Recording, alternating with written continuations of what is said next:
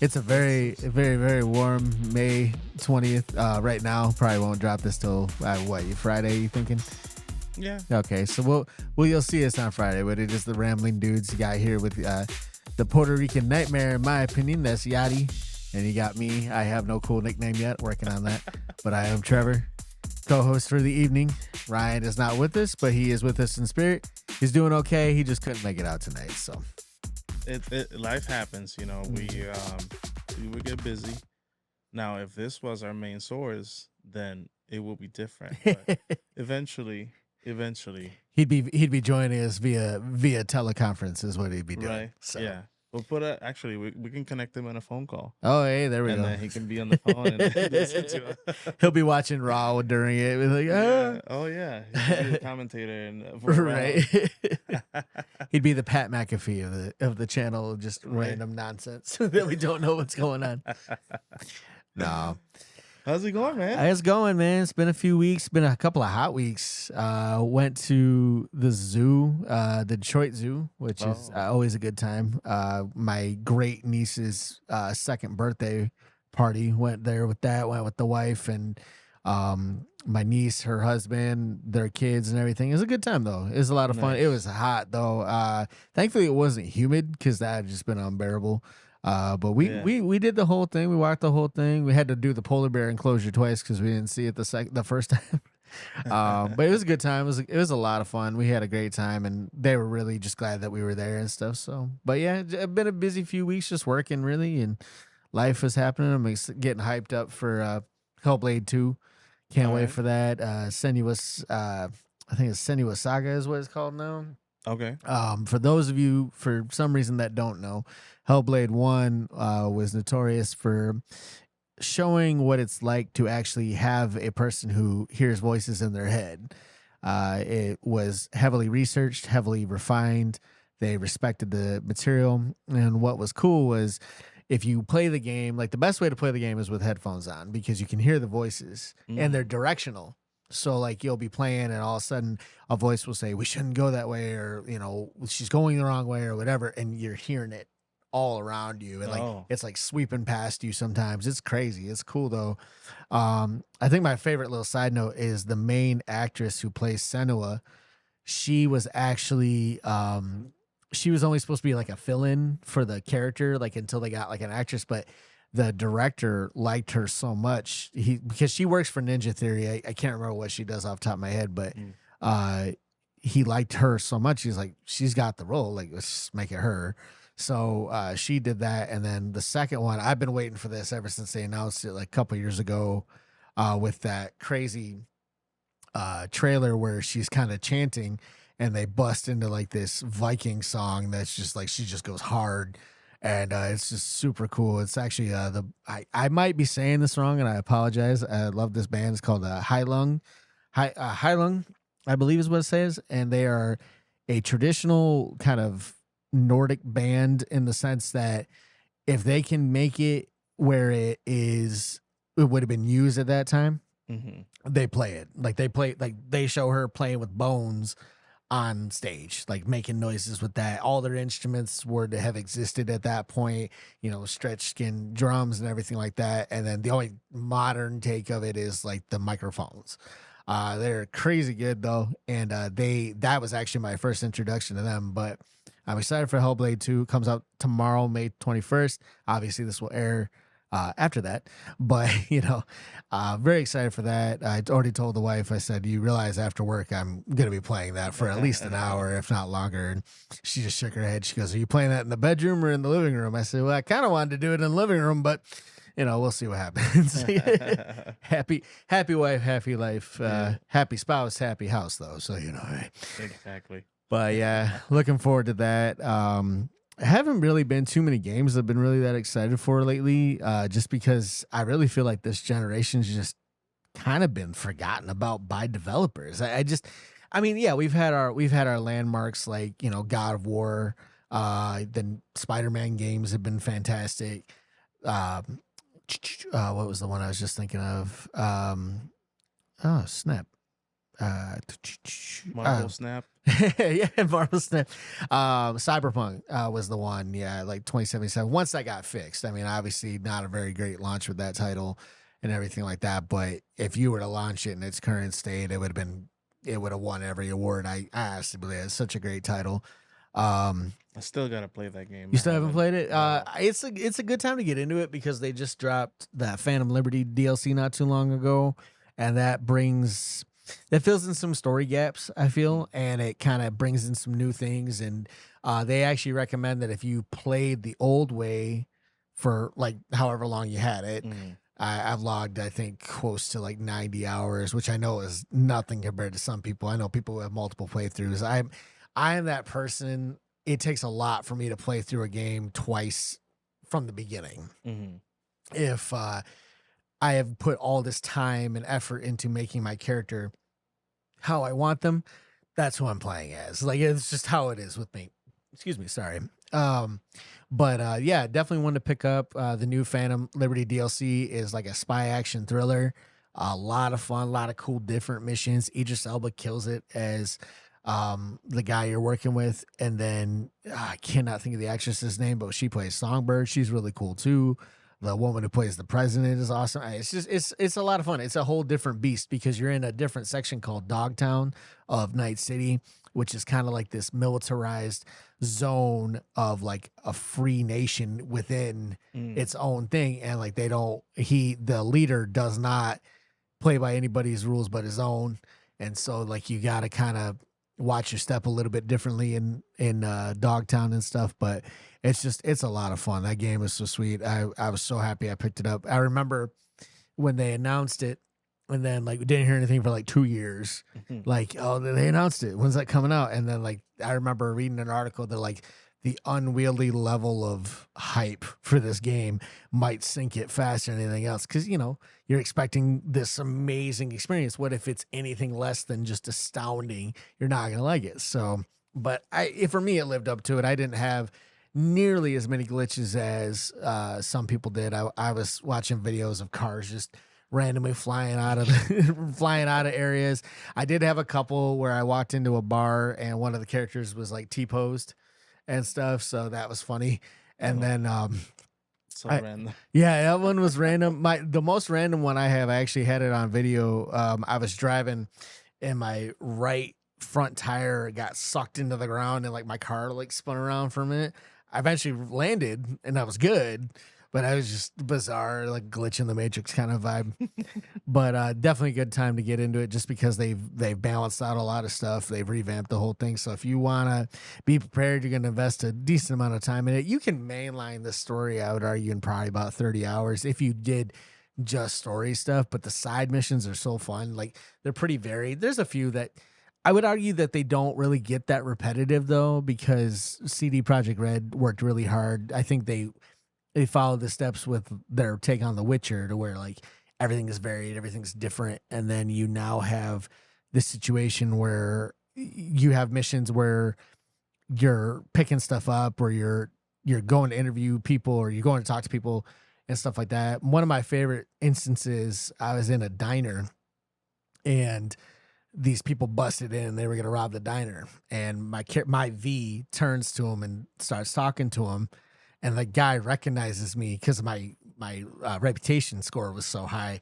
He's like, "Oh, you know who that is?" And the guy was like, "Let's go." And they just threw the stuff down and booked it and stuff. So it's just cool because like you can resolve a lot of conflicts without violence or anything like that. I try to play a little more stealthily if I can and stuff like that. It lends itself. I felt like Phantom Liberty did a better job with the stealth missions than the game proper, but it is what it is. But definitely a good title. If you haven't played it yet, I recommend it. If you're into RPGs, customization, all that stuff, it's definitely worth picking up. Just the aesthetic, like being a fan of Pondsmith's Cyberpunk tabletop RPG was just was really cool. And then have you watched Cyberpunk Edge Runners? Because that doesn't really spoil anything in the game. That sets up a few characters, but it doesn't really spoil anything in the game. It's hyper violent and everything, but it's super good. And I will say if you maybe don't really grasp what Cyberpunk is, watch Edge Runners if you haven't, because that'll tell you everything you need to know about what Cyberpunk is. It just the look, the vibe, everything, the like downtrodden noir aspect of it, of like even if you're winning, you're still losing in some way. It's really good. What's the name again? Cyberpunk Edge Runners. It's on Netflix. It's a Netflix exclusive. Studio, I want to say it's Studio Mirror that did it. MIR. They crushed it. You follow the main character. His name is David Martinez. He's from Santo Domingo in the game. I want to say it's Santo Domingo. I'm gonna get roasted if I'm wrong, but he meets. He's kind of a down on his luck. He's a poor kid in a rich school where usually it's only the elite, elite, the creme de la creme kind of students go there. And he's smart, but he's poor, and so he gets looked down upon out there. And his mom is an EMT who's working her butt off to put him through school because she's just trying to make the payments and stuff. And his life is thrown into chaos very shortly into the show. And he meets these group of cyberpunks, they call themselves Edge Runners. And he meets the main dude, and this is called Main. And then he's got different members. Well, he meets Lucy first. She's a younger woman. She's a little bit older than him. And he falls head over heels for her. Like he'd follow her into hell if he had to. And just to see like the adventures they kind of go on, and to see his transformation from this like kind of naive kid with a little bit of a chip on his shoulder to a bona fide like just edge runner / cyberpunk is pretty cool. So that's cool. Yeah, I'm gonna have to check it out. Good stuff. It's not too many episodes. I think it's like 8 or 10. It's not bad. I will warn you, it is hyper violent. Yeah, I'll watch it myself. Yeah, watch it by yourself. Don't watch it with the kids. But it's super good. I watched. I showed one of my friends the first scene of Invincible. Have you seen it? I haven't watched it yet. It's on my list. I know a lot about it, but like, yeah, I've seen some stuff. That first episode, man, it's a blood shower. Like it's bloody. Nice. And I watched it, and it was one of my friends here, but the kids were around.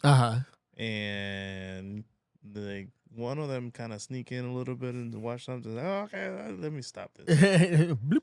Yeah, that's crazy. But yeah, I wanna watch that Cyberpunk, because I've been, obviously we've seen the game all over the place, so I've been tempted to at least try it. It's just there's so many other games that I'm playing. That absolutely. You gotta have time. You gotta pick and choose, and it's a commitment. I admittedly I was staying up till like 2-3 in the morning some nights when I didn't have to work, because I got sucked into this game. Like it takes a lot. I like RPGs to a point, but RPGs to me, I just struggle because I'm very much from kind of more of the school of just like, I like going in, I like blowing stuff up, I like doing the missions without really having to do I don't like feeling weak in a video game. It's like I understand it's part of the story progression. I understand the whole point of the game is that like empowerment and everything like that. But if I don't already feel like I'm pretty badass, I get a little frustrated. But I really wanted to play it because as much as I like the fantasy genre, I really struggle with fantasy RPGs. I don't know why. I really yet to figure that out. I tried to play Dragon Age, was kind of so. Loved I got into Dragon Age Inquisition like 3 times. I rebooted it every time because I wanted to start fresh. And this last playthrough, I was like, I'm getting into it. And then I think Cyberpunk came out like 3 months later, and I was just like, I'm good. But like with Cyberpunk, I think I love the cyberpunk genre anyway. And so I think like that helped. And I think that's kind of where the fantasy thing comes from, is like, I love Lord of the Rings, but I have yet to play a game that I myself have thoroughly enjoyed that aspect of it. Like the Shadows of Mordor games are good, but they have their issues, and stuff. But I mean, it is what it is. I just feel like with that one, it was just super easy to get to. But I totally get there's not enough hours in the day to play all the games that you want. Yeah. I've played Spider-Man, Miles Morales, loved them, killed them, beat them ate them up. I have Spider-Man 2 still in the package. I don't have the time, and like I already know I'm gonna throw a lot of hours behind that. So I'm just like, well, am I committed to this right now? I speaking of games, like Hades 2 is out on PC. My buddy George is playing that. He keeps talking to me about it. He's like, he's not spoiling anything because he knows under the threat of death he'll spoil no more. But it's one of those like I wanna play it, but again, I have to commit to because I threw over 100+ hours in Hades 1. I think I threw in more than George did, honestly. And it was funny how I even got into it because a friend of mine, Ash, they were on Twitter and they had dropped cosplay. They did Zagreus, who's the main character from Hades 1. And I was like, what is this from? And they're like, it's this game, Hades, you should check it out. I was like, oh, all right. And I was like, all right. So I watched the trailer, love the art style from the trailer, love the art style of the game. I was like, okay. Downloaded it 100+ hours later. I mean, I still pick it up every now and again just to fart around for a few rounds. Well, then Hades 2 is out. I want to play it, but then Have a Nice Death just came out on Game Pass, and I've been waiting for that. And where you play the Grim Reaper and you're trying to solve burnout and like the afterlife is like in disarray because like you like the story they're telling is like something happened to where death has gone from like this omnipotent giant being to like this little minute little dude and he's just kind of burnt out on the job. And I've been playing that and the design is right up my alley. It reminds me of Cuphead in a lot of ways, not so much that like 1930s 1940s aesthetic, but so much the hand-drawn style. The animation style looks very much like a cartoon, and you can get like different upgrades for different weapons, and the character designs are funky. You have an assistant who is literally a skinned woman who is like constantly posing while talking to you. And then there's like other little Reaper like characters. There's one called Pumpkin, and it's literally a person with a pumpkin on their head. There's a guy who's like your training dummy who has a disco ball on his head. So it's a little weird. And then the first villain you fight is kind of like your head of security. He's this like dog looking dude who's like slacking off because he doesn't think you're watching. Well, then you fight him and he gets back and if you beat him, he goes right back to his post and he's got his suit and a tie on now. And then I'm fighting this one who's like big boy if he was evil kind of vibe. And it's really fun. It's really cool. I'm really digging it. And I'm like, man, and I feel like I want to play Hades 2 so bad, but it's early access, so I feel like I have a little bit of time, a little bit of leeway. I want to get in as much as Have a Nice Death until it either comes off Game Pass or I just cave and I just buy it anyway. Because I'm trying to buy more games now after the studio that made Hi-Fi Rush got closed, because all these gaming companies are buying studios. It's no different than when Visceral got closed by EA. I still have yet to forgive EA for that because that's garbage. You don't close Visceral. That's a crime. You shuttered my Star Wars game that they were making. You shuttered the studio that made the Dead Space games. I don't like you anymore, EA. I haven't liked you for a while. But it's just one of those things, like I try to buy more games, and that's why I'm excited for Hellblade, because even though it's on Game Pass day one, I don't want them to close Ninja Theory. So I'll probably pick that up just so I have it either way. If they do decide to close it, like, hey, I still got it. So, whatever.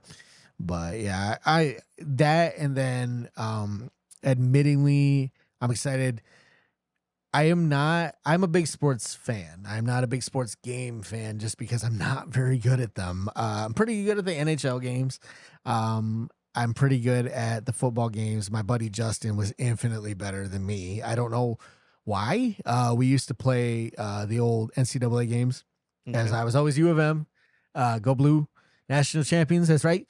And then he was always Michigan State, and then we would play. And then first half, I would keep it pretty close, or I'd actually be beating him. Second half, he would just readjust and demolish me, and I didn't know how to readjust. I was always on my back foot, and I didn't know what to do. So. But they announced a new NCAA. Well, excuse me, it's not NCAA. It is College Football 25, and I'm pretty excited for that. I'm not gonna lie.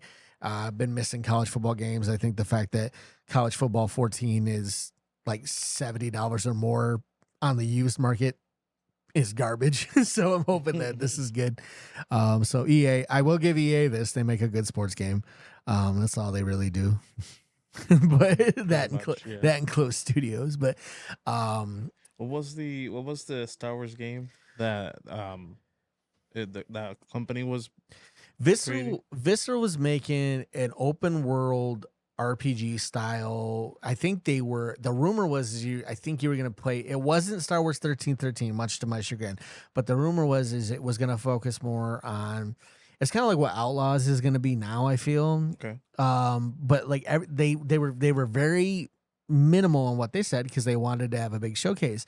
And the rumor was that you were going to be a bounty hunter. You were going to meet up with people like Han Solo in places and things like that. But we never really got much of an update, just that they were working on it. And they were really close to making some big progress or whatever.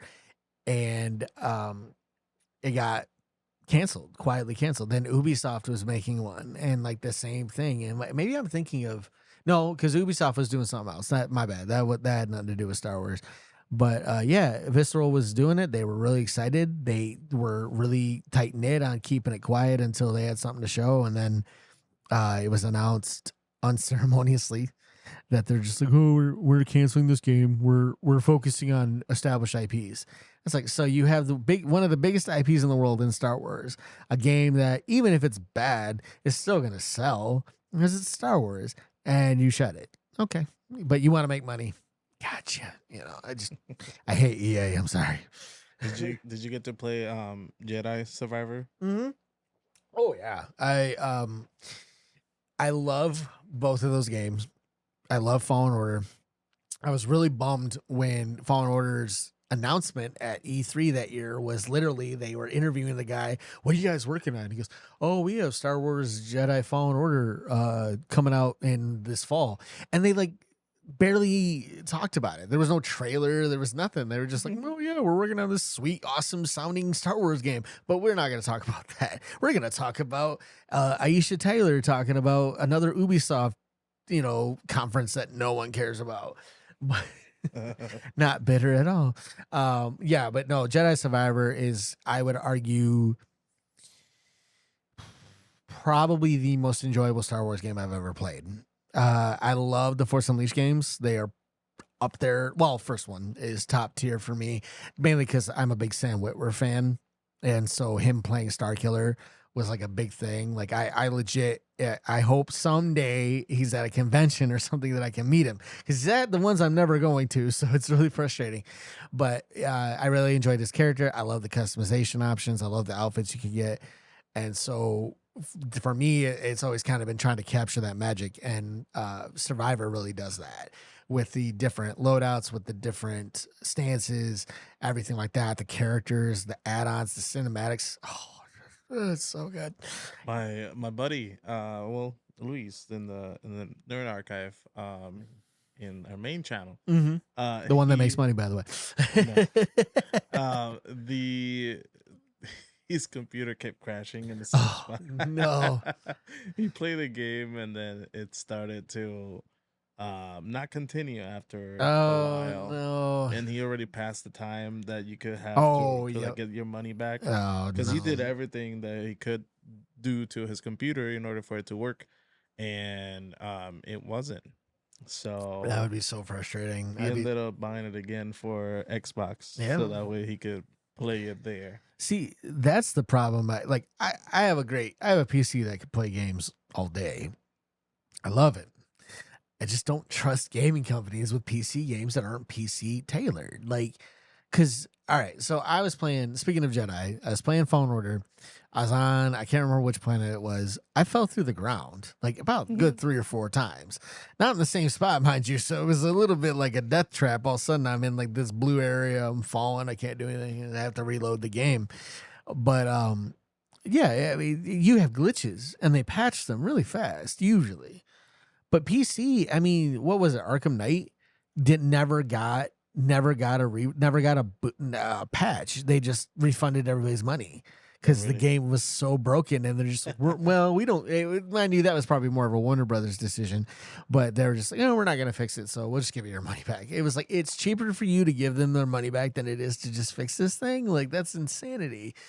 But yeah, that's I love what PC brings to the table with graphics, with fidelity, everything like that. A few games I play originally on PC that I really just loved. Like, you ever play Hardship?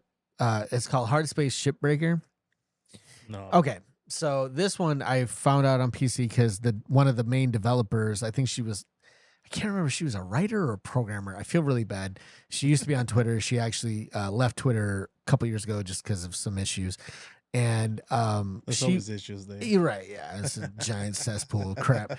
But she was talking about it, and she's like, buy our game, you won't be disappointed. And basically, it's like a dystopian. You're broke, you're in massive debt, so you sign up for this company, and you basically go into space and you disassemble ships with like you have like this laser cutter, a couple other items and stuff, and then you have to put them in their different bins. And now things can happen. You can hit it, you can hit something that explodes, you can cut the wrong thing, it affects your money. If you put the wrong thing in the wrong area, you don't get as much or whatever. I had one where I grabbed something, I threw it, I messed it up, I went to get it back, and I ended up getting sucked into the into the processor myself and got killed. And then it's one of those like never ending things, because every time you do something, they rack up your bill higher. So like you can never get out from under it, but you're doing these stuff and it's a lot of fun. Like you would think it wouldn't be as much fun as it is. It gets tougher. The first couple of rounds you have like unlimited oxygen, but by like the second or third or fourth round, you have to keep an eye on your O2 levels. There's been a few times where like I would let it get really low and then I like book it over to the thing and refill my O2. But it's just fun. It's a cool little puzzle slash strategy game. And so that's one that I played a lot on PC that I actually do have an Xbox as well. Ironically, I use the Xbox controller on my PC, so it's like playing on both. But then I use a PlayStation controller. right, yeah. So it's one of those things like I would rather do that. There's only one like mouse click game I use the mouse on, and that's Star Wars Knights of the Old Republic, the online one. Just because. So that was actually a funny, embarrassing story. I forgot, and I didn't realize this, but you can up graphics on computer games, because I'm always of the mind of like, well, this is what it looks like, whatever. And I'm playing this game and I'm having a lot of fun. And I'm like, this is really cool, but I just kind of wish it looked better. And I kind of half mentioned it to a buddy of mine who I worked with, and he goes, change the graphic settings. I was like, oh my gosh, I felt so stupid. So I'd been playing for like hours on like PS2 level graphics, and they're just kind of like, oh, this is fun, but I wish it looked better, but it's still fun. I don't care. And then I switched, and now it's like, I would argue 360, probably PS3 style more now than like, I wouldn't argue PS5 or 4. Well, maybe 4. No, not 4. But, and I was like, it was like a whole new game. And I was like, oh, so this is what PC people do. And this is why they think they're the master race. But, but yeah, like, so for me, a lot of my games, it's very much a console thing. If I can play a console, or because I just feel like because it's made for that, you're going to have issues. Obviously, you have issues anyway. You got to patch things. They can't test for everything. Well, some people can, not everybody does. Like Larian Studios with Baldur's Gate 3, which is awesome, by the way. And I'm excited for them to do their next thing, because I guess they said one of the biggest problems they had with Baldur's Gate is that it had the D&D fight system. And they're like, no offense to D&D, they said, but we don't like that fight system. So whatever they're coming up with, which will probably be another like 5 or 6 years from now. Anyway, I'm really excited for that. That's a fantasy game. That's a fantasy RPG that I really like. Just the customization, the companions, the dialogue, the decisions you make. I really feel like that's good. I miss playing tabletop RPGs. I've only done it a few times, and it's that running joke of, it's like, hey, let's play this in like 2 months. Oh, okay. And then 2 months comes around. Let's play it again in another 2 months. Like you try to plan it, you keep pushing it back and stuff. So yeah, but yeah, kind of went on a tangent there, but with like your friend's experience, like with his experience on Jedi, Yeah, absolutely. You see that on PC all the time. Like, people like, oh man, I can't go past a certain point. So you have to restart on console. That's kind of why I've always stuck with console, is because at least with console, I know what I'm getting. With Cyberpunk, I remember I knew I had to get the Series X. Well, that was the one I wanted. The PS5 looked cool. Well, graphically, it looked cool. I don't like the design of the system. I think it looks like a book that's been warped in the sun or whatever. But I wanted the new Xbox. I literally told my boss, it was so funny. I was at work. I had saved up the money for like a year to buy this console. I was like, I'm buying it flat out. I'm not putting it on my credit card, nothing. I'm buying it. It's mine. And I went into my boss's office. I said, hey, you're gonna see me on Xbox.com a little bit. I'm not doing anything bad. I said, I am literally just trying to get this console. And he goes, you're getting the Series X? I go, yeah. He's like, okay. He's like, just don't shirk your work. I was like, I won't. And like, I got right on, and I had to reset. I think I had to wait a minute, and then I got on, ordered it, had it shipped right to my house. But yeah, that's why I stick with console gaming. It's just like I knew with Cyberpunk, because they were talking about bringing it to last gen consoles. I'm like, it's gonna look like crap and it's not gonna play well. Like I knew it in my head. I was like, this is gonna look so bad on PS4 and Xbox One, and then it came out. It didn't even function on those consoles very well. And I'm just like, yeah, this is why I needed to upgrade. But I will say, this is where Microsoft confuses me. So they announced right before, like even before the game launched, they announced that Xbox One that was like Cyberpunk-esque. It looked like a bunch of different components like put together. Okay. I'm like, this is sweet looking. I want this. But why isn't Xbox One? Why isn't it a Series X? Give me a Series X that looks like that and I'll buy it. And I was just like, I was like, I don't need this. I had to talk myself out of it. I was like, I don't need this because like it's a waste of money because you're already getting the other one. So it was tempting, but yeah, there's certain games that I get in console would not be on PC, like WWE game. I got in a console obviously because the multiplayer factor. I don't even know if I can play multiplayer in a couldn't tell you. computer. I don't know. But at least like I have fun with that one there, and I wanted to buy the Harry Potter game. What's it? Hogwarts Legacy. Yep. I wanted to buy that one on console, but I ended up buying it on the PC. Worked fine. Okay. I finished the game and whatnot, but I think that there might have been certain things that would have worked better in console. Did you get to play that game? I did not. You're not a Harry Potter. I like the movies Harry Potter fan. I like the game of Quidditch. I think the idea of playing a game on a broom at that speed, the scoring system's a little funky in my mind, but whatever. I enjoy it. Back in the day, I had the Quidditch World Cup game that my nephews had, and I used to play that, and I was Team USA and just winning. And for me now, I can respect everything that it means to people.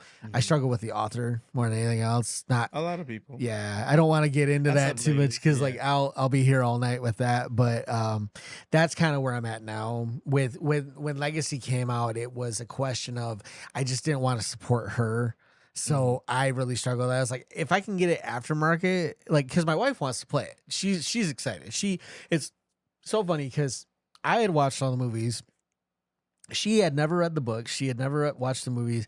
We started watching the movies because I'm like, they're actually pretty good. And so we watched the movies and she got really into it. We actually, when we went to Universal this last time, a couple years ago now, I think it's been 4 years, we went to the Harry Potter section of Universal and like we walked around there for a while.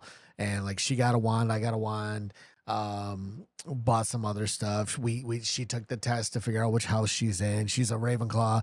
I'm actually a Hufflepuff. She wants to retake it because she feels like she maybe is in the wrong house. I'm just like knowing her, like, no, you're in the right one. Like I hate to say it, but you're in the right one. But the beginning of the game, it tests you. Right, yeah. And like I think that's why she wants you can link it to an account. Oh, nice. So if you've done it, it will skip that part. But you can definitely do it in the game too. Yeah. Yeah, she wants to play that, and I think I'm gonna try to find it like aftermarket for her, just so she can play it. Because I try to get her into any game I really can. She's very selective. She's very much a reader. a movie watcher. I mean, I'm a movie watcher too, but I grew up playing games, so did she. But there was a certain point where she wasn't as into it, and I stayed with it. Like, I mean, and part of that's marketing too. I mean, most video games are marketed towards in our age. It was there to see girls. Like, it really was. And like, then you learn now, like half of all gamers are women, and it's just like, where was that growing up? That'd have been cool, but big old sausage fest playing GoldenEye. Anyway, and so to get her into any game it's not tough, but she's selective. We play Mario Kart all together. She loves Mario Wonder. She actually plays it without me. So I honestly, she probably will disagree with this, but I feel she gets bummed when I want to play because like I struggle with going slow with her. Like, and it's not that she goes slow; she's just more cautious playing those games. I very much just run and hope for the best. Get through everything. Yeah. Like hit everything. Yeah. So we our play styles don't really mesh. I got her into Castle Crashers years ago. We played that for a while. So I feel like with Harry Potter, that'd be like Hogwarts Legacy. I feel that'd be a great game for her to play. So I think I'll probably grab that for her at some point. Yeah, she has the PS5. I have the Xbox. Like I got her the PS5 for her birthday. Shout out to George also for helping me find that. Without him, I would not have had that because that was at a time when it was super hard to find them. I remember hitting you up as, hey, did you end up finding one? Yeah, I remember. I'll buy one from you. Yeah, I ended up buying it after. My brother was doing that. He had I don't know how he had like an in or something. He was able to do it, and he actually got George's his because he had a deal to like you bought it, you paid more, but you got games. PlayStation Network. Like a bundle. Yeah, he was able to get bundles and stuff. They were doing a lot of bundles with everything. Yeah, because you couldn't sell them otherwise. It was hard to get them. And my favorite thing to come out of that was how many scalpers were like, we can't sell them. We can't unload them. It's like, that's what you get. You stocked up and you don't deserve to sell them, you jerk. But yeah, so she's got the 5 and I've got the Series X and I have the Switch as well. That was a gift, which I've talked about before, but that's about the only one we really play together. We do play Xbox together. We played a couple of games together, but she is very much, she has to be in the mood for a game. I get the itch every day to play. So it's just like, if I don't play it, try to figure out something else to do. But, it's just funny to see our dynamic because it's not that she's not into video games. I mean, she's funny. So I won. So back in the day when Mortal Kombat relaunched, it was technically Mortal Kombat 9. They just called it Mortal Kombat. I went to a tournament at Walmart, my local Walmart. They were doing it. First prize was the game. I don't remember what second prize was. I think you got like a credit towards it or something. I don't remember. And I won. And I went on like a tear where I wasn't losing to anybody for like weeks. She picked up Sonya Blade and beat me. And I was surprised. She looked at me. She goes, yeah, FYI, I grew up playing this game. This was very early in our relationship too. Now I think about it. Yeah, I think we hadn't been together that long. And I was like, okay. Well, then I got Injustice and she, I think, has only beat me when I was Nightwing maybe once. But I'm ridiculous with Nightwing. So, I mean, I'm not saying I'm the best ever because I've watched people who are the best ever. But amongst my friends, I do pretty well with those games. So. People out there, challenge Trevor. Play me in some Injustice, so we'll have some fun. I don't really care. I'm definitely one of those people. I'm gracious in losing as long as I feel it was a legit fight. I know that sounds very cliche, like, oh, they cheated, oh, it's lag. No, if you beat me one-on-one straight up, okay. My friend Chad and I, we play a lot, and he wins and I win. We have a good time. George and I, he will not play me in Mortal Kombat. He will not play me in Injustice. I won't play him in Dragon Ball Fighter Z because I don't know why. It's the same control scheme as the Naruto games, and I do pretty well on those, but he just kicks my butt, and it's not fun for me. It's like I'm getting annihilated, and I can't seem to get any better. But we found that when we play Tekken together, which we actually need to play Tekken 8 together, we haven't done that much. Tekken 8's great, by the way.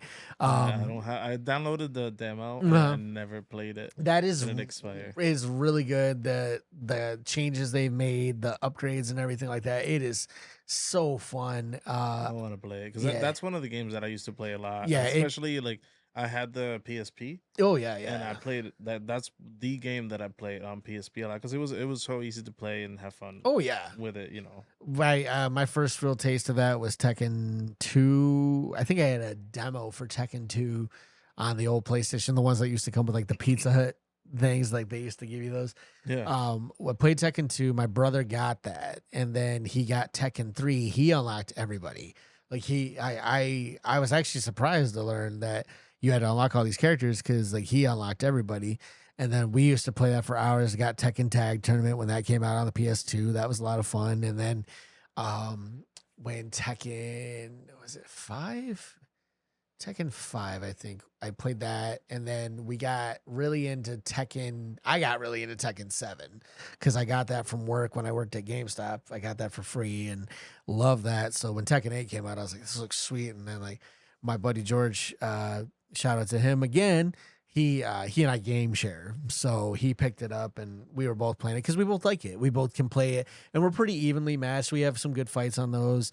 No one really dominates those fights. That's again why we don't play Fighter Z or any NetherRealm Studios game because it's just not fun for the other person. So, but I haven't played the latest Mortal Kombat, but No. I want to. I wanted to. So something weird happened when Mortal Kombat 11 came out. I was super into it. I got into the beta. I was hype because I love the Mortal Kombat games. I've loved Mortal Kombat since I was a kid. I played 11. I got really into it. And then some stuff happened in my personal life to where the like overt violence seemed to affect me more for some reason. And that's not a dig at anybody who plays it. I'm not saying that's wrong. But then there were also stories about how the developers, a lot of them got PTSD from having to look at gore to get it accurate. And so I think like just a combination of outside factors made it really difficult for me to enjoy it. I actually ended up uninstalling it. I just was like, this just isn't for me anymore. It's a great game. It's smooth. I played the campaign, loved it. Phenomenal story, and I like that they rebooted it. So when they announced Mortal Kombat 1, I was like, I was kind of indifferent, but then they showed the Reptile story arc. He's one of my favorite characters of all Mortal Kombat. I was like, oh, don't do that to me. I still have yet to play it. My buddy Chad wants me to come over and play it with him because he and I, we went pretty back and forth on those. It was funny. Him and his buddy came over one time to play, I think, Injustice. We went 52 rounds. They won one.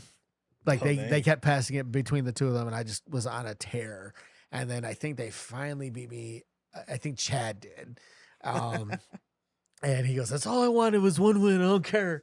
And then I used to be like that on WWE games. Oh yeah, I used to be pretty good. This latest one though, I gotta get used to that. How they? I mean, keep in mind the last WWE game I played was like 2010. Oh wow! So I've been away from those games until now. So 14 years later, longer than that because remember they skipped over one of those years too. So no, well I maybe I had 2012. I don't remember who was on the cover. Probably a collection of wrestlers. Probably. No, it might have been the Brock Lesnar one. Okay, so Brock was on the cover of 17 as well. Before that. Okay, yeah. So if you're thinking, so is Brock because Punk was 13. I gotta look through my games. Yeah, outside, but anyway, it was a big break. It was a tin can because I bought the special edition one. Oh, okay. The time when you used to go to a store and buy games. Do you remember those? What's times? that? I don't remember that. What are you talking about now? I miss those days, honestly. But yeah, like when I play this one now, I get so frustrated because, if you don't get up in once, it's just so different. Like I can't even explain it because it's way different. Than before, but still fun. Everything looks great. Especially, I've seen graphic-wise, it's phenomenal. Yeah, about the cross console bundle. Oh, okay. Thing where I could download it in the PS4 and the PS5. Right. Yep. Okay. Man, what a difference! I'm sure. Yeah. The PS4 doesn't look good. It does not look good. It's a hot mess. It is, but the new one and the PS5 it works pretty well. Okay. Everything looks great. I created my character already. Mhm. Um, That was always my thing with those yeah, games. Is the creation suite was the yeah, best part. yep. I wish I had more of flexibility with the. Well, I guess you can actually change the entrance, like Okay. everything to the lights, Oh, okay. the everything you can change. Okay. Which is way different than before. Because Right. before Yeah. it was You. the Yeah. music, the Tenantron, and then Mm. the movement. Oh wait, 14 had the Rock on it. 14 was the Rock's cover. Like it was like him going like this, I think, or something, and like. Yeah, no, Sorry, it just hit me because I used to play it with my old roommates back in the day. We had like a whole like league and everything like that, and we used to tear it up and stuff. That was a good time. Some of it was there was some chicanery involved, but anyway, so, yeah. That was my whole thing. Like so with wrestling games, the last one I bought myself was 13 because it was CM Punk on the cover. Anybody who watches this knows I'm a giant CM Punk fan. Are you? I know it's okay. You know, he's cool. He's all right, I guess. You know, I'm more of a Gilbert fan myself. No, uh, he. So I bought that one, and then 14 came out, and by then I wasn't as into him anymore. But then my roommate at the time bought it, so we still had it, and then I got a couple for free. 15 had Cena on it. That's what it was. Or is he on the cover? No, because Brock was 17. Yeah. So we're gonna have to backtrack. yeah, we'll have to go. go. We'll have to Through wiki this stuff. But all the different. I think covers. if I remember correctly, Cena was on the cover of 15. I didn't buy the one after that, and then 17 I got from work for free, and because I worked at GameStop, and that was the last one I really played. I got into it, but then at the time I was living with a roommate. I was living with George, who while he enjoyed them, he was more into his own games. He had always played like the old ones, like the Here Comes the Pain and stuff like that. And so that one I had. yeah, and plus like our schedules just never lined up at the time, so it was really hard to play those games. So I kind of fell out of them, and at the time I was really burnt out on WWE anyway, just being lackadaisical product of just nonsense. And we didn't really play wrestling games for a long time. And then the AEW fight forever. It's so funny how AEW, for its faults and everything like that, I can honestly say AEW got me back into wrestling full time as far as watching. AEW made me love good matches and continues to produce good matches. AEW introduced me to a whole new plethora of great wrestlers. They claimed. I already knew he's Malachi Black now, but I knew Aleister Black from his NXT days. But like guys like that, Takeshita, just Will Ospreay. I knew of him, but I never really watched him. I actually just watched a match with him and Jushin Thunder Liger from back in the day. Like Ospreay had his own outfit on that was reminiscent of Liger. I only watched a little bit of it, but it was sweet. And then I just watched a video. It was Zack Sabre Jr. versus Kurt Angle, two technical geniuses. Just to watch them like just go at it was so fun, especially because Zack Sabre has gotten so much better since then, and he was great even then. But AEW with like everything it's done, introducing people like for me, it's great to see guys like Penta, Phoenix, Thunder Rosa get like that main stage exposure because they were all in Lucha Underground, which was niche. And then yeah, some of them went to TNA and they did well, but I mean, heck, Penta was world champion in TNA, but I mean, now he's in AEW and he's it's a bigger stage even than TNA. How much that company has got me into wrestling, because when they announced the game, it was like going to be like No Mercy. It was going to be like WrestleMania 2000, those old Aki Ukes games that were simple and clean and fun, and you could wrestle whoever. And we played it for a little while. The creation suite is lacking. They will be the first to tell you that. They were under like some weird time constraints and like budgeting issues. So I understand it. And it's fun to play. The mini games are the best part. Have you played that at all? They have a bunch of like random mini games. There's like ones where you're trying to knock bombs in your opponents to like get coins.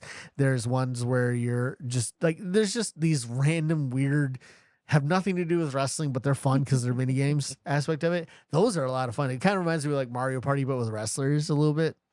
And then like the storyline is pretty fun because you can between each thing you can do like you go out to eat or you work out or whatever. And if you get injured, you have to like heal up and stuff like that. So there's that RPG element and everything like that. But like you meet a lot of different wrestlers in the story arc. Like my guy has got like tons of pictures with like Luchasaurus, the freaking Chris Statlander, I think at one point. CM Punk and I had a great I brought him, he had his first match back in AEW storyline wise, and I beat him in Chicago. So, but it's fun. The problem is you start running into like created wrestlers who look exactly alike and they're two different people. And so the creation suite wasn't there, but that kind of got me more back into wrestling games again, just because it was fun. I reminded myself why I liked these games. And with 2K24, I'm going to wait till it goes on sale just because it's a lot, but everything I've been seeing, like my friend Abby, she wants to bring it over with her PS5. And she wants to just play it. She wants me to make my guy and my wife to make her character and like just do some stuff. Cause like the people she's living with all have like this like branching league of wrestlers that are just random traits and everything like that. It's a lot of fun. And that, like I said, that was always my favorite aspect of the WWE games was the creative suite more than anything else. So. Yeah, I remember it. Like that's one of the things I look for when I bought those games. It was like having to create my own. Me having all these wrestlers in Puerto Rico that never were in a game, right? Yeah, and I created them in there. Absolutely, I had them all line up. And then when Carlito was introduced in the WWE, right, that was pretty big. Yeah, at least for us there. Oh, so for sure. It was all pretty cool at the time. I remember one of the games that like did not have Rob Van Dam. Okay. And when I learned about him, I created him in the games and all that stuff. Right. Yeah. They did have the moves in the game. Yep. But they didn't have him. Yeah. It's funny because like after Punk left, his moveset's still in all those games, but it's Brawler or something like that. It's not. Obviously, they're not going to say, "Oh, this is CM Punk's moveset," right, you know. Yeah. So, yeah, it's funny how that works. Like, I'm sure RVD's moveset's in this one, you know, but he's not in the game, and he probably won't be.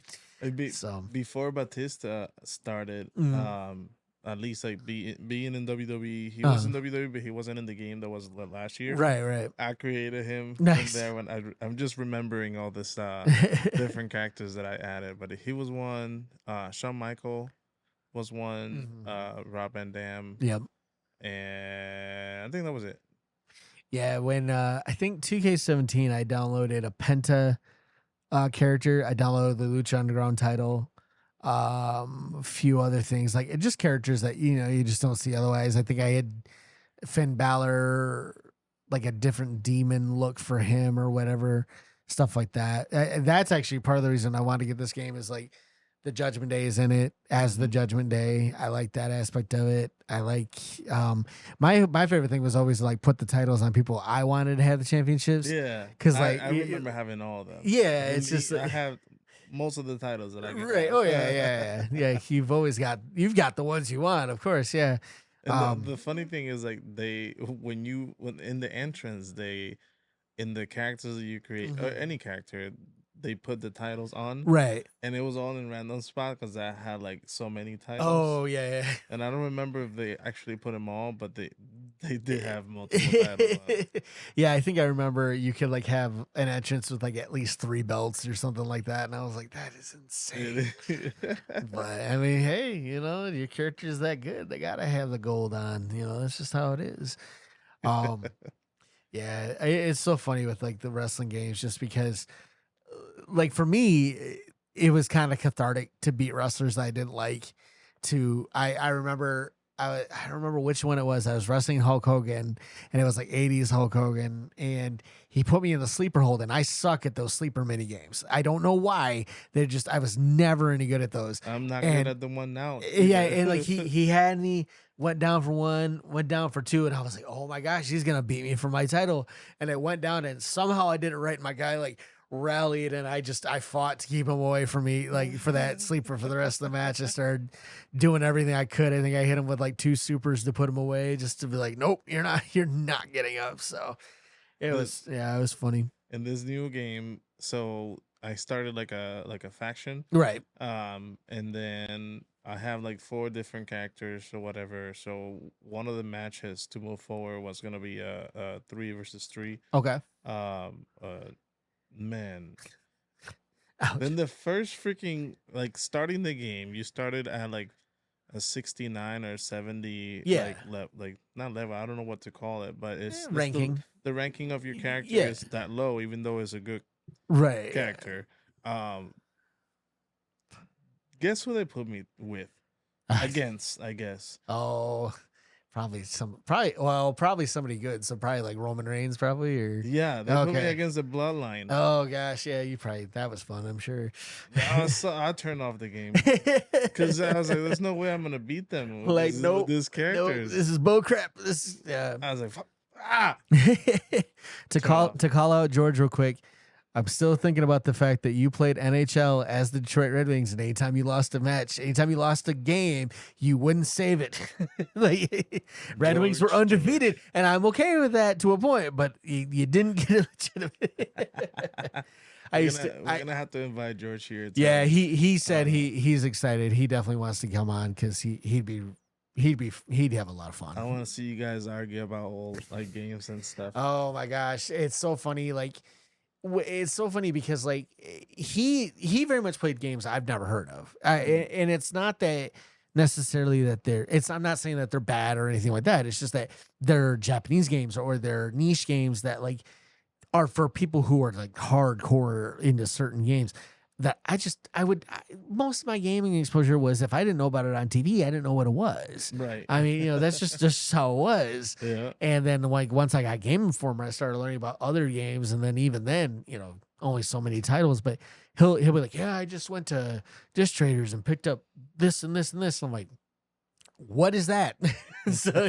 And he'll explain it to me and everything like that. But yeah, it's so funny because like, most of the time he and I agree on titles. There are definitely things that I enjoy more or he enjoys more or whatever, but like he's into so many niche titles that I'm just like, I don't know what any of this is. You're talking about it and that's fantastic, but I don't know what it is, man. Like, you're explaining it, but you're really not. So, but it's just funny because he gets so passionate. It's so funny, like just how passionate he really gets, and then also just how into the game he is. Like there was one time, and I'm not trying to knock at him, but this was just funny. I was tired. I was like dead. It was like maybe 2 a.m, and he's yelling at his TV because he I'm sure there was some BS reason he lost. Yeah, and I tapped him all like, hey, and actually one time I texted him. I said, hey man, I said, why don't you play a game that doesn't make you so angry? Because I'm trying to sleep. And I think he put something else on, but it's just funny because like he is a guy though that I'm really impressed when I watch him play games, specifically pattern game, like fighting games that not fighting games, but like, so I'll use Hades as an example. I sucked for like about the first like 40 runs. I just kept dying really early. I was getting really discouraged. I'm like, man, do I just suck at this game? And then I would watch him play, and he's just doing really good. And he actually said this to me years later. He said, I should have had you watch me when I first started because I was doing awful. He said, dude, I was dying early. I was getting killed. I didn't understand it, whatever. And the only reason I actually got past that without him telling me that was my buddy Roper, who was staying over a lot because of his work situation. He said, George is like a savant when it comes to games. Once he learns that pattern, he's good. He goes, you and I, it's a little bit of a struggle. And he's not wrong. I like playing Have a Nice Death. I kept losing to the first boss. And the implication from the game was that he shouldn't be that hard. And I was like, man, like, do I just suck? Like it was Hades all over again. I'm like, man, maybe I'm just awful.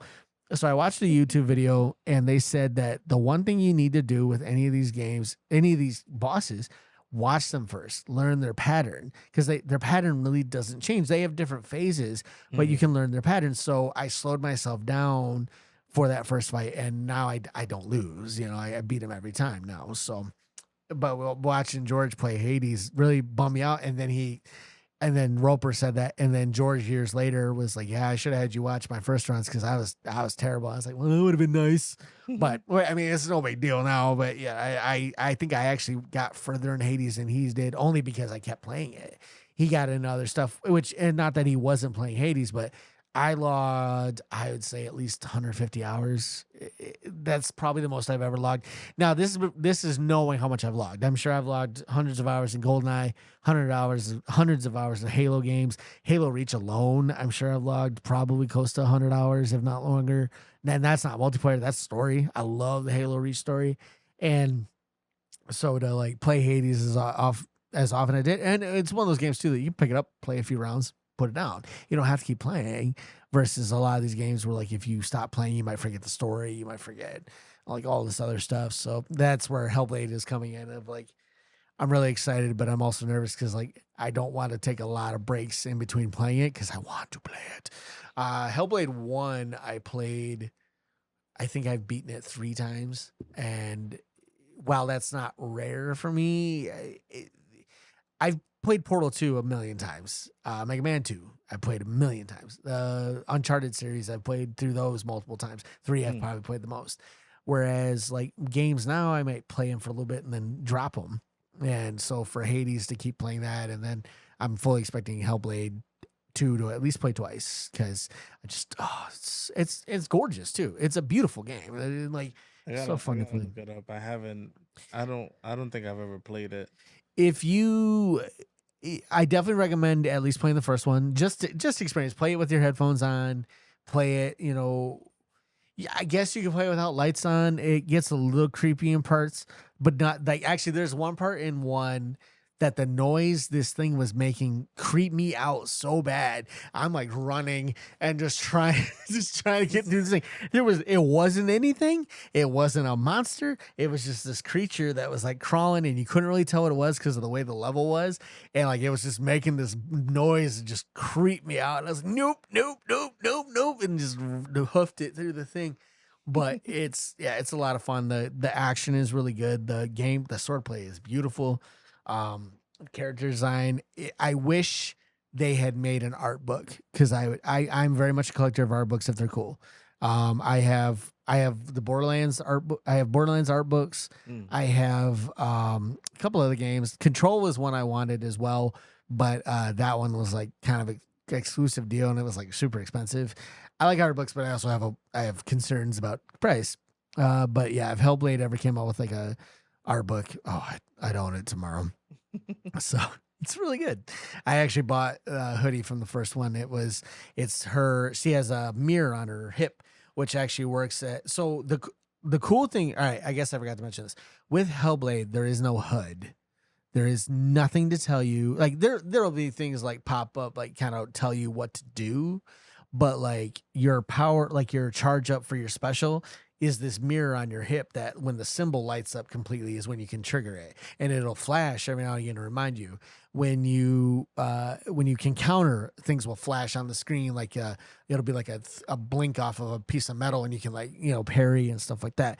And then like your health is based on, well, there's 2 things. Your health is based on the fact that the way the screen looks, but also the more you die, she's got this like rock going up her arm, and if it gets to her head, it'll kill her. And the thing that Ninja Theory said is, if the rock got to your head, if you died too much, it would erase your save, and you'd have to start over again. I don't like games like that. Now, I'm gonna tell you this. I feel like I'm spoiling it, but that was a lie. They did that on purpose to mess with people. Oh, okay. It doesn't actually do that, because I was nervous. I was like, man, I don't want to die a lot because I don't want to start over. And then I found out later, like years later, they're like, oh yeah, by the way, that wasn't true. And I was like, what? Do you remember the times where you would like save a game in a specific spot? Yep. So if something happens, and you just turn it off. Yep. Oh yeah, I still do that if I can. I don't want to. Like Cyberpunk, Cyberpunk, before missions, I'll like save right before I go into it. That way, if I don't like the outcome I got, I'll just reboot it. I do that a lot in Baldur's Gate. Grand Theft Auto. Grand Theft Auto was one. Oh Yep, my Grand god, Theft Auto all that's the what I did time. it all the time. Oh man, I was jeez. thinking of games like before for like the Super, the Nintendo 64. Yep. You know, you just turn it off and back Yep. on. Like nope. But yeah, Grand Theft Auto, I did that quite a Yep. bit. Grand Theft Auto 3 especially. So do you remember Grand Theft Auto 3 where you had to escort that guy? He was like your informant. He was in that bathroom in the park, and like he was like a former mobster or something. I can't remember his name. Well, they have that mission where you have to take him to the airport and you can't go over the bridge because they annihilate your car. So you have to like go under this tunnel, and it is literally like you can't screw up, otherwise you'll run out of time. I got him to the airport, and then he rewards you by going back to a stash house. Well, if you go to a stash house, you get a ton of stuff, and then you get a bulletproof Hummer. When I went in, it glitched and it disappeared. Now I thought that maybe it just stored it for me, so I was like, okay. And then I went to go find it, and I couldn't. And I had already saved, and I was so mad because that mission was so hard, and I was so furious. I was like, oh, stupid, when you want the Hummer, I can't even use it. And then so I think, so I never actually beat 3 until years later. My buddy Justin and we had resolved ourselves to finish a game. Like we threw in 3. He goes, I've never beaten it, have you? I was like, no. So we threw in 3 and we beat it together, and that was a lot of fun. And then, I think what we did that with games that we beat together were Grand Theft Auto 3, Army of 2, and then Halo 3. We did that together. We did that. It was funny. He came up to visit. I borrowed my brother's 360 because he wasn't playing it. We played Halo 3. We beat the game literally about a minute and a half before midnight of New Year's that year. Nice. So we played the game, turned it off, and then watch the ball drop. So it was fun. It was a good time. I miss that guy. I miss that game too. I miss all of that actually. But not to get mushy on you, but yeah. We'll play Assassin now. Yeah. Just kidding. But I mean, as far as like upcoming stuff, like game wise, I'm excited. I hate that I'm excited for the new Assassin's Creed only because I've been burned so many times with Assassin's Creed. I love the first one, which I know is like a sacrilege to people who are like, it's so much worse than the second one. I liked Altair as a main character. He was my favorite main character for the series until Jacob and Evie Fry. Probably Evie Fry more than Jacob Fry, just because Jacob's kind of a dork. But I loved the first one. Didn't really care for the second one. I played Brotherhood because it was multiplayer. Of course I did. Played Revelations because they brought Altair back, and the trailer was sweet. And then I got 3, was super hyped for 3. I don't think anybody was more hyped for 3 than me. Hated it. Hated the character, hated the gameplay. Expectation was so high. And that was probably I've heard the remaster has done a lot of good for it. So I might go back and try to do that. But with the homestead stuff and everything, I was just like, I don't care. I don't want to learn how to make money. Just let me play this stupid game where I kill people.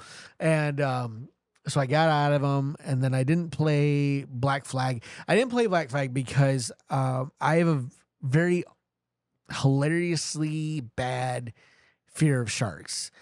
It's irrational. I'm never around them. I live in a state that is surrounded by lakes, so there's no sharks, but I just freak out. So when I saw a video of them going on the ocean and going underneath water and stuff, I was like, nope, not gonna play it.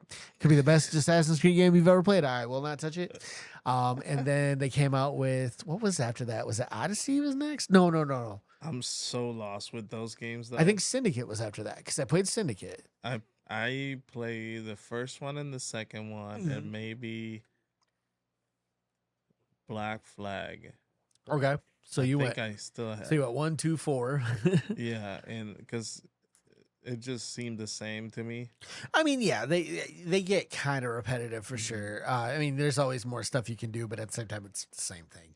Yeah, I liked the idea behind Syndicate because of the dual protagonists, but also I love the Industrial Revolution era London. I was like, that's a great setting. I like the stories. Yeah, the stories of the games were really great. Yeah, but, I was bummed when the main guy got ousted from Ubisoft because he left. He got fired, I think, right around the time that 3 came out. So he never really got to finish the story he had been building properly. So it just kind of suffered. I love the media. I love the art. I love the look of the franchise. I have a poster. I think Penny Arcade did it. It's Desmond, Altair, and Ezio on a poster together. And it just looks so cool. Like, I love the look. I love the aesthetic. I love Syndicate. I didn't play Odyssey. I didn't play Origins. I have Valhalla because I love Vikings, but I've yet to. I installed it. It's not open yet. It's so big, you know. And like that's the other thing too is those are a time commitment. Like you got to do this, you got to do this. It's 5 hours and I've done 2 missions. Come on, just yeah. That's why I like Spider-Man though because I can finish those quickly. The story is amazing. Yep. All the side missions are fun too. Yep. Spider-Man is the only game that I've finished 100%. First one I 100%ed, first platinum trophy I'd gotten in years, and then Miles Morales I got 89%. I'll probably go back and try to finish that. I want my wife to play him because she wants to play him, and I think that's why I'm waiting on 2 is because like she wants to play those, and I don't want to spoil anything by playing 2 in front of her because I know she's gonna watch because it's so funny.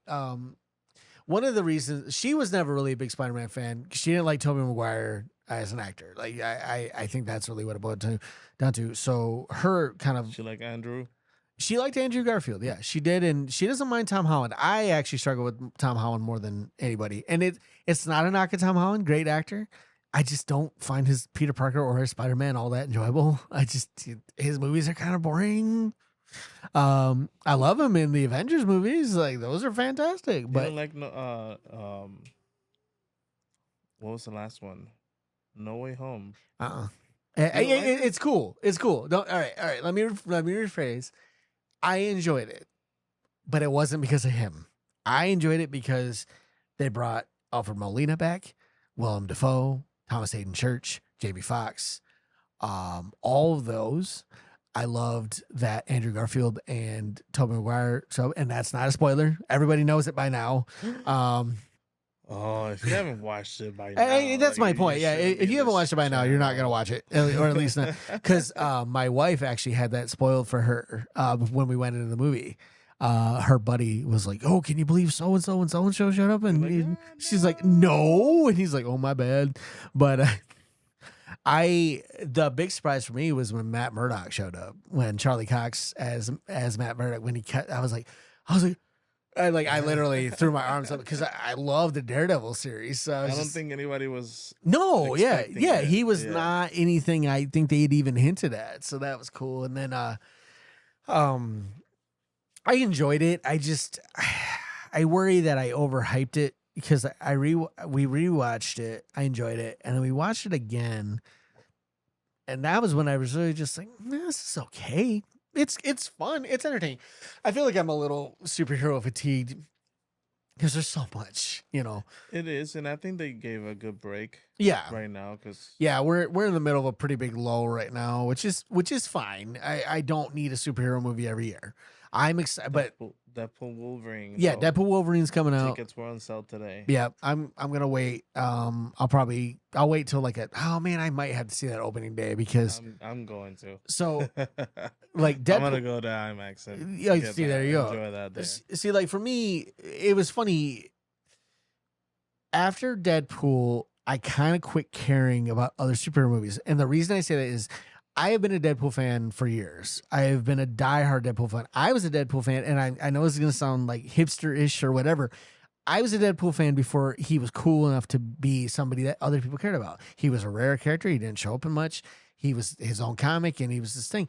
But a lot of people, you had to be kind of a big nerd to know who Deadpool was. Everyone knows who Spider-Man is. Everybody knew who the X-Men were, as much as they are popular now. Cap, Iron Man, and Thor were B level at the time. They're kind of main level now because people have seen the movies. They're like, oh, I want to see Iron Man. I want to read Iron Man. Yeah, that's cool. Back in the day, he wasn't always like the main guy. It was other X-Men outsold everything else for years. I mean, Fantastic Four sold gangbusters, and I don't even like the Fantastic Four. Hulk. You know, yeah, Hulk, stuff like that. I was so excited for Deadpool to finally get a movie that was accurate. When Ryan Reynolds was like, when Ryan played him in X-Men Origins Wolverine, and it was a terrible movie, but he was the best part. He was the best part. And they ruined that character when he drops those swords out of his forearms. I walked out of the theater. That is one of only 2 movies, I think maybe 3 now. That is one of only right, I'm out. Yeah, I was just like done. First of all, they were pointed in, so he has to fight like this for it to even be effective, because otherwise he's just fighting with them. Didn't make any sense. And 2, how do you get a full sword and you can bend your he's got flexible katanas in his edge. I was so mad. I was like, and they had melted his face shut. I was like, nah. First of all, he's got Wolverine's healing factor. How do you melt his face? Like so bad. Anyway. It wasn't thought out. Yeah, well, Ryan had even said that the only reason he agreed to do it is because they told him if he didn't, he'd never play the character again. Because he wanted to make an actual Deadpool movie, and it took him years to do it. And then he revealed when they did the leaked footage, that was really good. Yeah, and that was him. I love that they shouted out Trevor in that when he's like, there's no easy way to say this. I'm pregnant, Trevor. And all my friends are like, oh, like I was excited. I was like, yay, my name. But after Deadpool 1, I was done. I didn't need anything else. I had waited forever for a Deadpool movie. So when I finally got it and it was perfect, I'm like, I don't need anything else. I don't care. And it took me a while to really get back into the superhero movies. There were a couple I skipped. I have honestly never. I've only watched one. I've only watched Doctor Strange: Multiverse of Madness. I've only watched that. I've never watched the first one. Never watched any of the Hulk movies. I've watched tidbits here and there, but I just don't care. The old ones? Yeah, I've watched I've watched 2, 3, and 4 of the Thors. I didn't watch the first Thor. I've watched all the Iron Man movies. I've watched all the Captain America movies. I'd watch any Captain America movie with Chris Evans as Cap, or as Anthony Mackie's going to play him now. I'm stoked, for that. I'm very happy that he's going to pick up the mantle of Iron Man, Captain America. But there were definitely times where I just skipped over him. So when Deadpool, I got everything I wanted. I was like, okay, I got a perfect Deadpool movie. I don't need another superhero movie for as long as I live. At least that's what I told myself. Obviously that changed, but I was so, and then of course he blew up, and I'm not saying that there weren't fans before me or after me or whatever, but I really started to struggle because a lot of people like, oh, I have a Deadpool t-shirt. I have a Deadpool magnet. And I know, Deadpool hat. Yeah. And it's like, and I know it sounds gatekeepy, and it is. I'll be fully honest. I'm a little gatekeepy with my Deadpool, but like with my Deadpool vibes, but like I was getting so annoyed because it's like, okay, now he's popular. And growing up, I was very much that person that if it was popular, I didn't like it. And it's not that I didn't like Deadpool, but it in a weird twist of fate, getting back, it's weird how this Spider-Man triggered this tangent.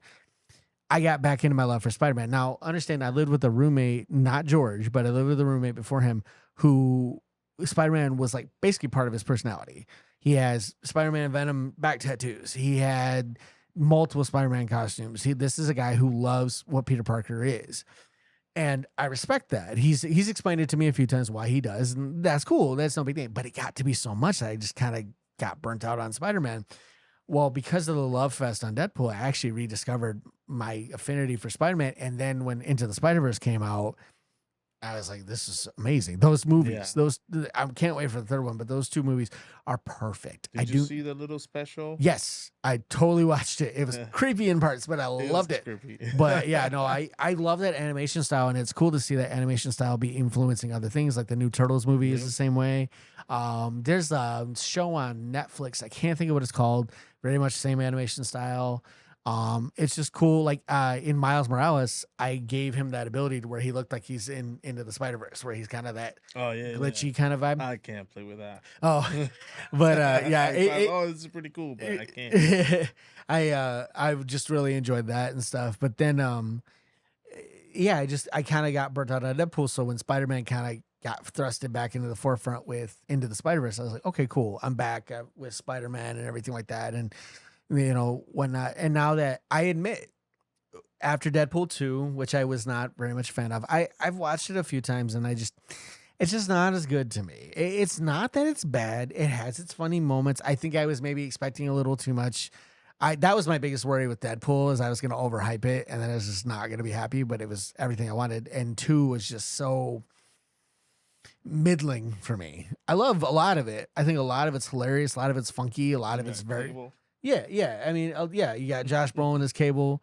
You got Ryan Reynolds again as Deadpool. I love the X-Force guys he's got, like how they just got annihilated in like 2 seconds.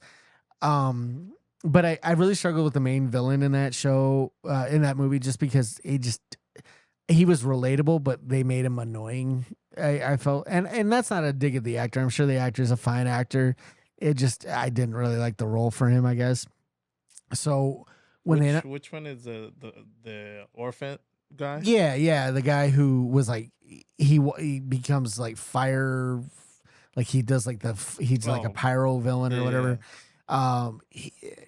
I like the idea. I liked the story. I liked that he wanted revenge on that doctor and everything. That's totally relatable. Very almost X-Men vibe to it. And I loved how he's an X-Men in training and he's just messing things up. And I loved how the remark is like, why does it ever look like there's anyone here? It's like the studio can only afford like 2 actors, and they had all they had all of them in that door. But with X-Men with Deadpool and Wolverine, I was nervous. I'm like, you're bringing Hugh Jackman after the perfect send-off with Logan. Do I really need another Hugh Jackman Wolverine movie? And it's not a dig. I love Hugh Jackman. I like him as an actor. I think he's great. I loved him in The Prestige. I loved him in the Bad Education movie that he was in. That's an HBO, if you haven't watched that one. It's a true story of a principal who like embezzled a bunch of money from his school district and did a lot of crazy stuff with it. He plays the principal and does a really good job with that. But I like him as an actor. I liked him in a lot of his movies. But I was just like, I really don't need him as Logan again. I want them to move forward from him. And so, but then when I saw that trailer, I was like, okay, I'm in. I'm like, you got me. The teaser, I was like, okay, it looks okay. And then they showed the full trailer, and I was like, okay, yeah, I'll go see that. Yeah, so I'll probably go see that on a Thursday because that's. I guess I'll go see it. I guess I gotta go. But yeah, it's one of those movies that I think will do well regardless. I think it'll do really well. I'm probably going to go see it on a Thursday because there are just certain movies that I can't risk spoilers for. I know. The only reason I am waiting to see Furiosa the Tuesday after is because I want to see it. I really, really do. But I got so much going on that weekend. I can't. Maybe I should go through. I don't know. But anyway, we're going to go on like that Tuesday, go on like a $5 a day. But I'm excited for that. But yeah, Deadpool Wolverine, I admit that second trailer, I'm like, okay. I'm in. I got you. We're good, Ryan. We'll go see you as Deadpool one more time. And I'm really hoping. I got to get that popcorn bucket. Yeah. So, and like, so messed up. But yeah, I'm excited for that and everything. I think it'll be a good time. I think with Disney kind of taking a step back as far as pumping out content, I think will help. It sucks to have to go back to like maybe 1 or maybe 2 releases a year.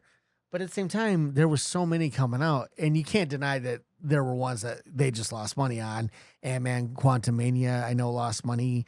And I'm sure that was perfectly fine. Honestly, the Ant-Man movies, and this is not a dig at people who like them, but I just don't care for them. I don't care for that. I find them kind of boring. I love Michael Pena's character, like recapping everything. That's like the best part.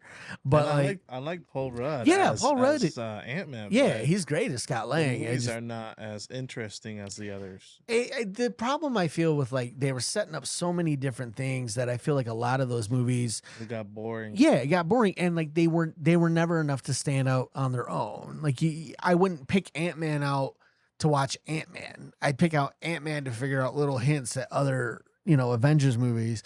Whereas like, that's why I like Captain America, the first Avenger. And then Winter Soldier. Yeah. Now, granted, I would argue Winter Soldier is probably one of the best, if not the best, MCU movie. Now, granted, I have other arguments for other different flicks. I love all three Guardians movies.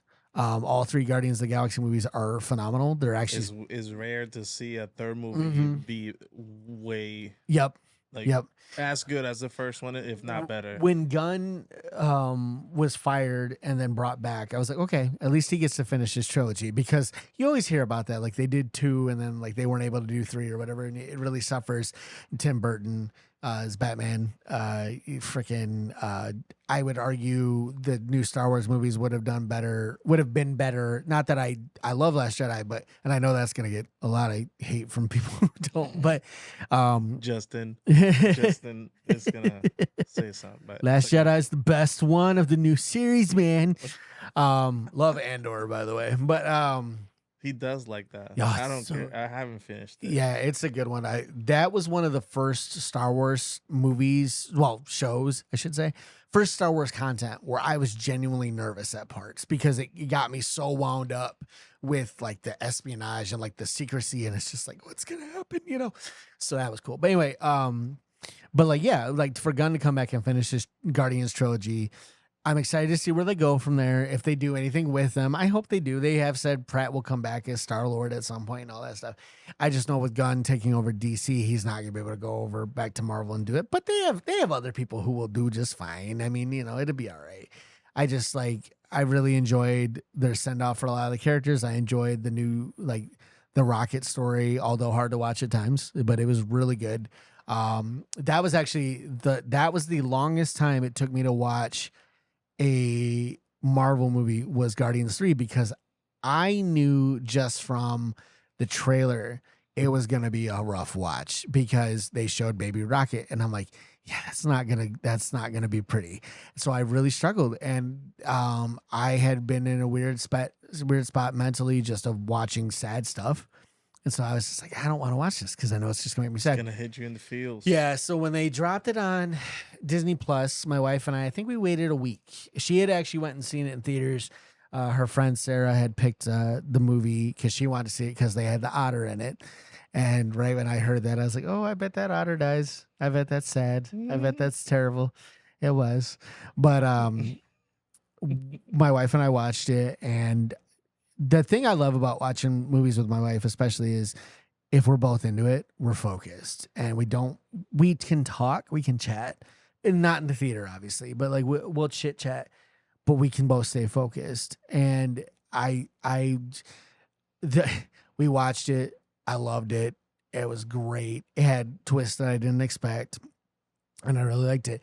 It's so funny because like I think there are times where like my wife is sitting next to me and she just sees the nerd come out and she leaves me alone. Like not saying that she bugs me or anything like that, but like when we saw Ghostbusters Afterlife, I was like this the whole time. I was wide-eyed, enraptured, because we finally had a new Ghostbusters movie that was the main storyline. Nothing against the 2016 one. I love that one. I think it's great. I think it had a lot of potential to do a great franchise, but people hated it because they're evil. And I say that because there was some crap said online that should not have been said to a human being.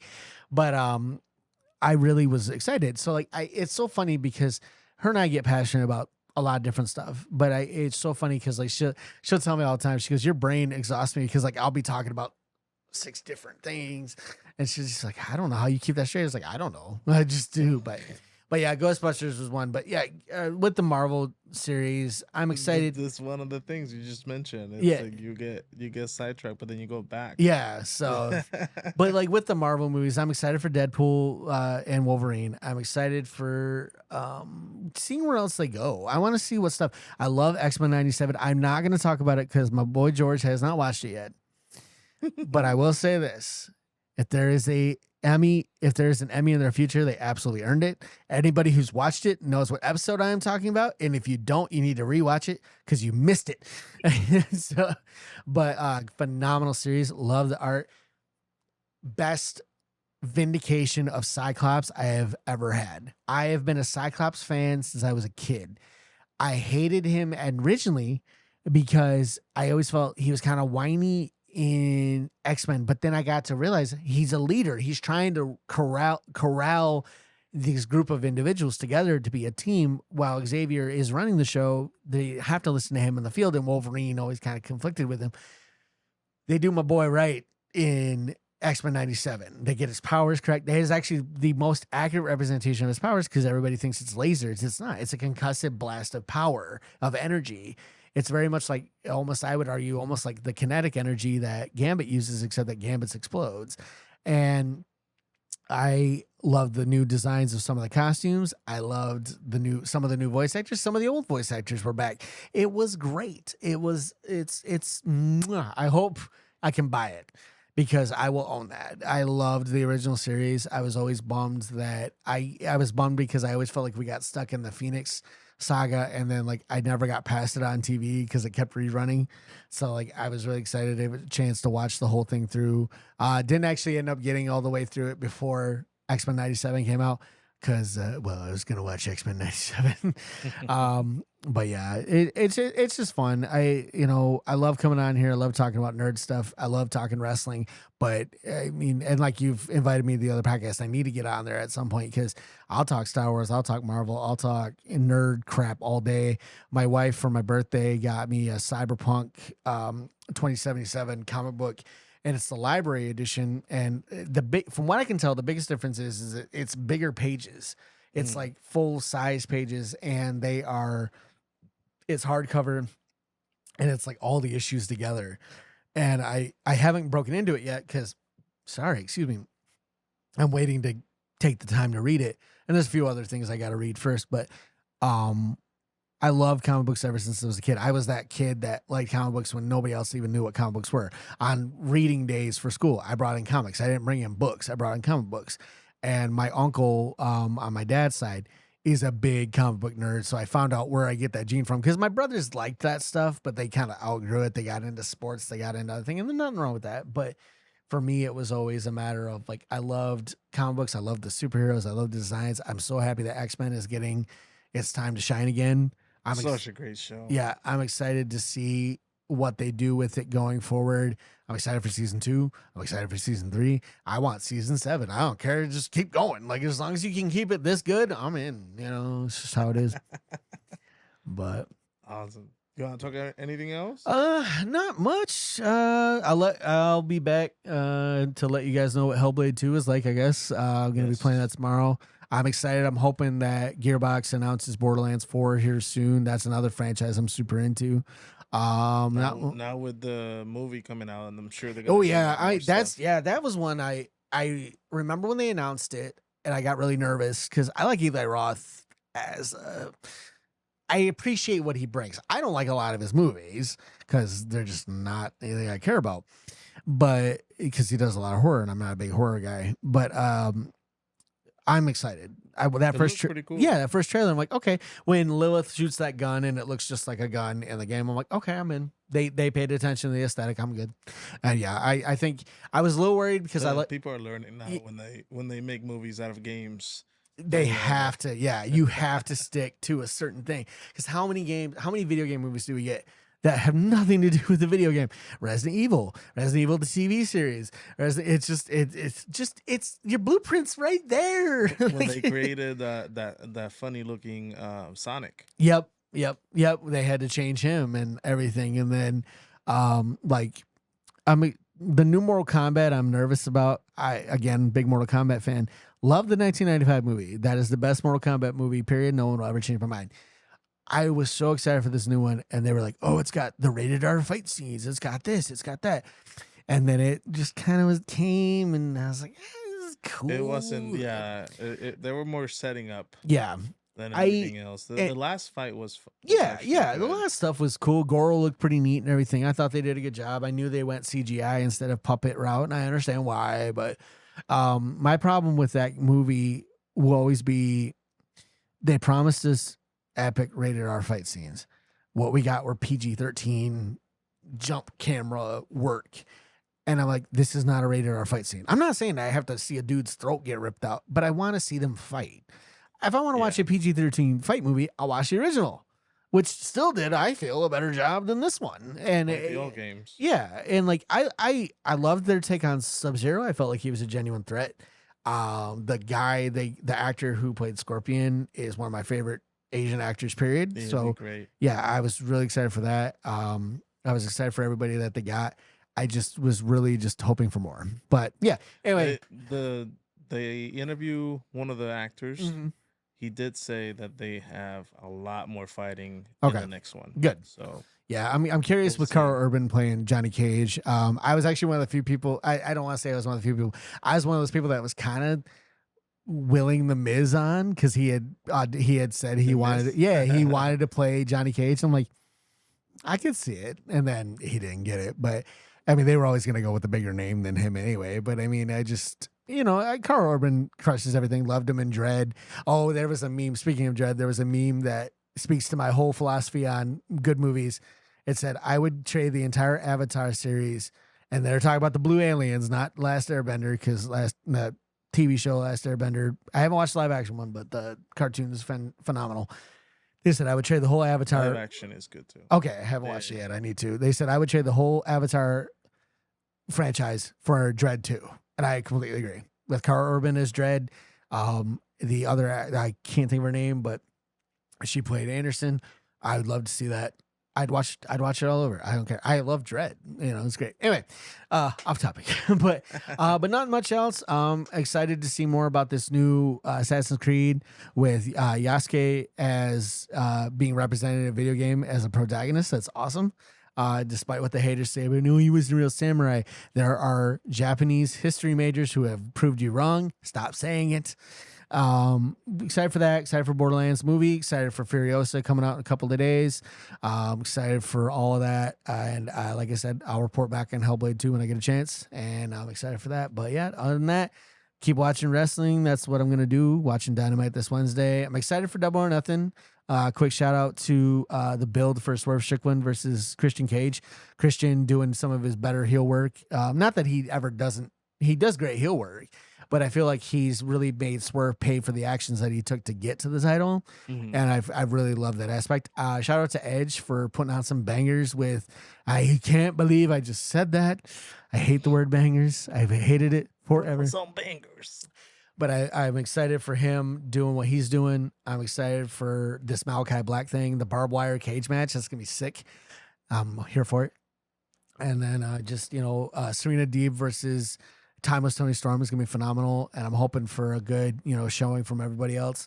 I love AEW's product. I love WWE's product right now. It's a good time to be a wrestling fan as always. So, but yeah. Awesome. Well, thank you guys for watching the Rambling Dudes. This is Trevor Yadi, and we'll see you. See you next time. Peace out. Make it painless.